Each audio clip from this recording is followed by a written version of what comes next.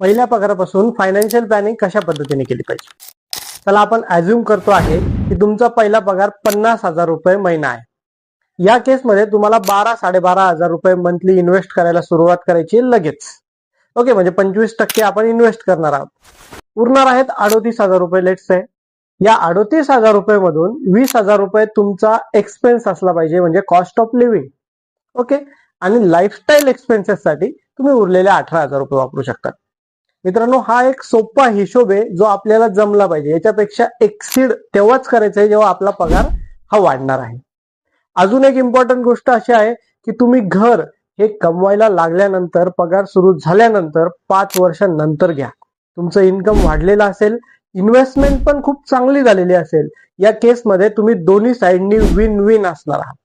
जर तुम्हाला स्वतःसाठी फायनान्शियल प्लॅन तयार करून घ्यायचा आहे तर आत्ताच मला संपर्क करा. धन्यवाद.